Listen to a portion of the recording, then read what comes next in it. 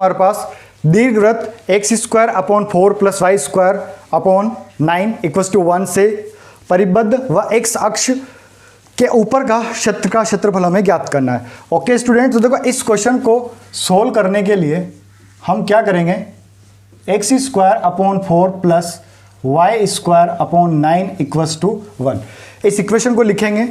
इस इक्वेशन की अगर अपन फॉर्म देखें तो ये कुछ इस प्रकार का दिखेगा, एक्स स्क्वायर अपॉन 2 का square plus y square upon 3 का स्क्वायर इक्वल टू 1। अगर अपन यहाँ पर देखें तो वाई एक्सिस इसका क्या होगा, दीर्घ होगा, तो ये कुछ इस प्रकार का परवलय हमें दिखेगा।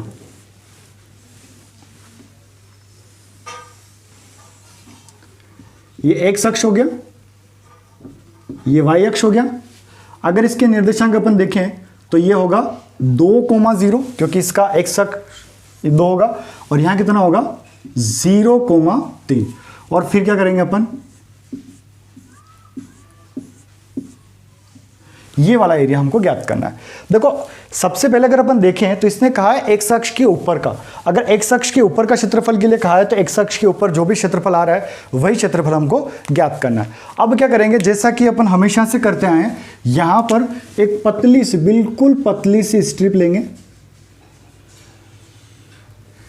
ये पतली सी स्ट्रिप ली dx। अच्छा एक बात हमेशा ध्यान रखना, ये dx टेंस टू 0 है, मतलब बिल्कुल 0 तो नहीं है लेकिन बिल्कुल 0 के लगभग है। ओके, अब हमको क्या करना है, देखो हाँ एक और बात का ध्यान रखना है कि यहां पर ये ग्राफ जो है वो सममित बन रहा है, y अक्ष के प्रति ये ग्राफ क्या है, सममित है। तो हमें इसका क्षेत्रफल ज्ञात करने के लिए हम क्या करेंगे, अभिष्ट क्षेत्रफल या required area. Okay, English medium वाले इसको रिक्वायर्ड एरिया बोलते हैं, हिंदी मीडियम वाले इसको अभिष्ट क्षेत्रफल बोलते हैं। 2 से मल्टीप्लाई इसलिए किया ताकि ये दोनों ही क्षेत्रफल आपस में हमारे पास सेम है, सममित है, इसलिए 2 से मल्टीप्लाई कर लिया।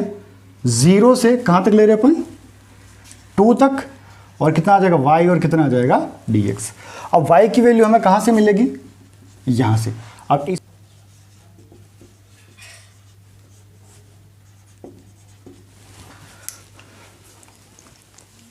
इससे अगर अपन पक्षांतर करके y की वैल्यू अगर निकालें तो y की वैल्यू ये आएगी 3/2 रूट के अंदर 4 माइनस एक्स स्क्वायर, ये फॉर्म आएगी y की। तो यही वैल्यू उठा के हमको कहाँ रख देनी है, यहाँ पर। तो देखो स्टूडेंट, अगर अपन यहाँ पर देखें तो 0 से 2 तक y की वैल्यू आएगी 3/2 रूट के अंदर 4 माइनस एक्स स्क्वायर और कितना आ जाएगा dx।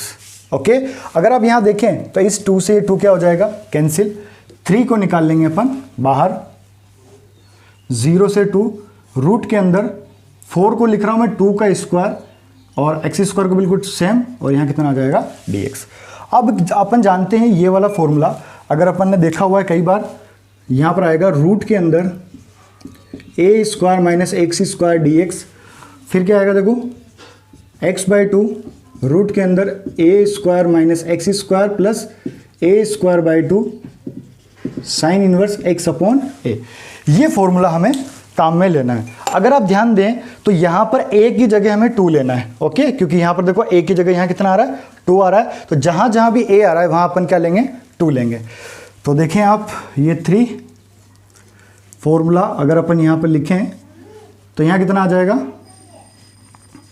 x/2 रूट के अंदर 2 का square minus x square plus a square मतलब 2 का स्क्वायर, कितना आएगा 4/2, फिर यहाँ पर आएगा साइन इनवर्स x अपॉन 2, और वैल्यू कहाँ से, 0 से 2।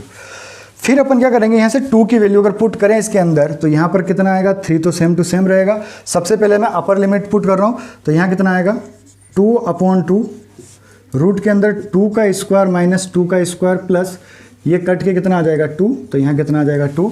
फिर यहाँ आ जाएगा आपके पास साइन इनवर्स 2/2 माइनस।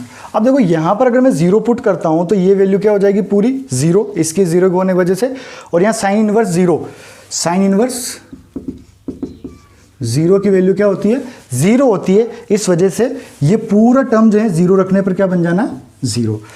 अगर आप देखें तो ये वाला टर्म भी पूरा क्या बन चुका है, 0, क्योंकि 2 का स्क्वायर माइनस 2 का स्क्वायर 0, 0 का मल्टीप्लाई होकर कितना हो जाएगा 0, और यहाँ 1 कट चुका है, कितना आ जाएगा 1। तो हमारे पास जो बच रहा है ना वो बच क्या रहा है 3, उसके बाद इनटू ये 2, ये वाला 2, फिर साइन इनवर्स 1 की वैल्यू क्या होती है पाई बाय 2, और ये 2 से 2 क्या हो जाएगा कैंसिल, तो इसकी वैल्यू आ जाएगी 3 पाई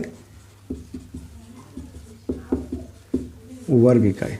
ओके, और ये हमारे क्वेश्चन नंबर 7 का एक दीर्घवृत्त की इक्वेशन दे रखी है, x square upon a square plus y square upon b square equals to 1 के संपूर्ण क्षेत्र का हमें क्षेत्रफल ज्ञात करना है। ओके स्टूडेंट, देखो इस क्वेश्चन को सोल्व करना बिल्कुल सेम वैसा ही है जैसा अभी थोड़ी देर पहले किया था, x square upon a square plus y square upon b square equals to 1। ये हमें दीर्घवृत्त दे रखा है और इसकी हमें संपूर्ण क्षेत्र का क्षेत्रफल ज्ञात करना है। तो कोई ना, हम क्या करेंगे, दीर्घवृत्त बना लेंगे।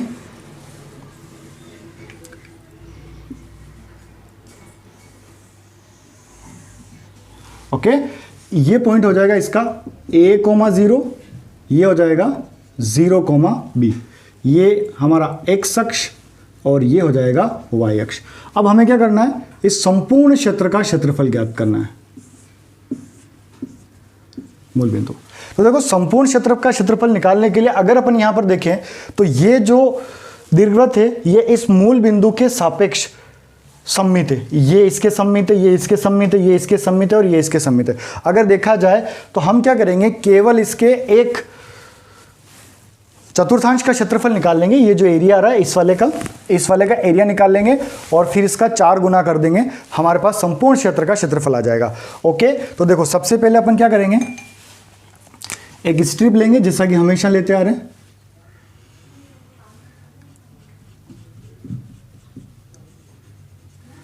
ये इसकी मोटाई कितनी है dx है। अब क्या करेंगे, देखो अभिष्ट क्षेत्रफल निकालेंगे,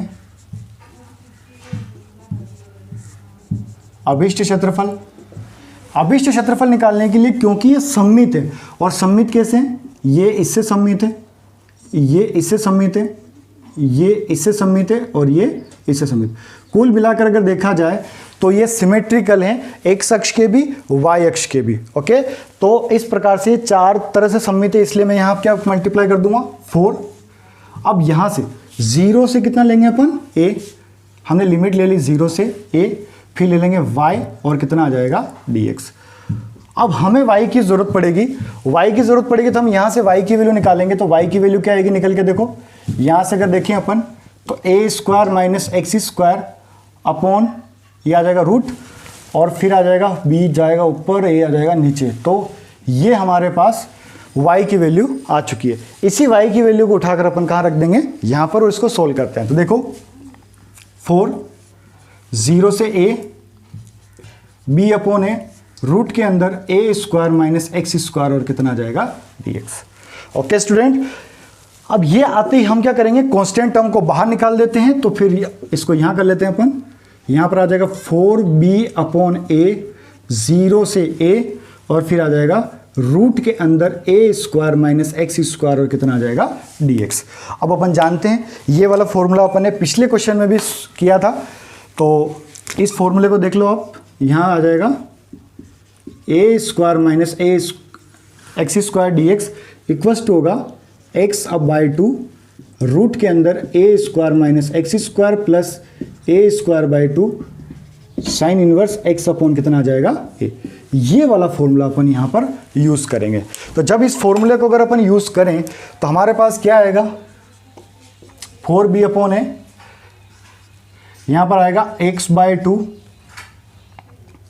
रूट के अंदर a square minus x square plus a square by 2 sine inverse x upon a, और 0 से कहाँ तक ले लेंगे अपन a तक। अब कुछ नहीं करना है, बस a की वैल्यू पुट करनी है इसके अंदर, जहाँ जहाँ हमारे पास x है वहाँ क्या रखना है a रखेंगे। तो देखो 4b अपॉन a, यहाँ आ जाएगा a बाई 2 रूट के अंदर a स्क्वायर, और इस x स्क्वायर की जगह क्या रख देंगे अपन a, तो a स्क्वायर हो जाएगा, यहाँ पर a स्क्वायर बाई 2, यहाँ पर आ जाएगा sine inverse a by a, फिर उसके बाद अगर मान लो मैं यहाँ पर 0 रखता हूँ तो इस 0 रखने की वजह से ये वाला टर्म 0 हो जाएगा, और इस 0 को यहाँ रखने पर ये वाला टर्म 0 हो जाएगा। तो 0 रखने पर कुल मिलाकर हमें क्या रखना है, मिलेगा 0 ही मिलेगा, इसलिए हमने क्या रख दिया, डायरेक्टली 0।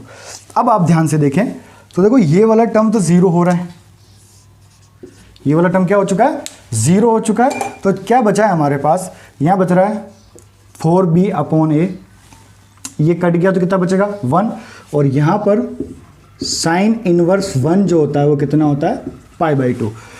तो कुछ नहीं बचा हमारे पास, क्वेश्चन लगभग सोल्व हो चुका है। a²/2, फिर यहाँ पर साइन इनवर्स की 1 की वैल्यू कितनी आ जाएगी, π/2। अगर आप देखें तो a से a कैंसिल हो जाएगा, 2 दूना 4, इन दोनों से मिलाकर ये 4 कैंसिल हो जाएंगे, तो आपके पास क्या बचेगा, एक तो पाई और एक बचेगा ये a और एक b, तो ये बचेगा ab। आप इसको ab पाई भी लिख सकते हैं, दोनों ही आंसर इस तरीके से सही होगा। आपको केवल यहाँ लिखना है वर्ग इकाई, और ये हमारा आंसर हो जाएगा। ओके स्टूडेंट, नेक्स्ट क्वेश्चन लेते हैं।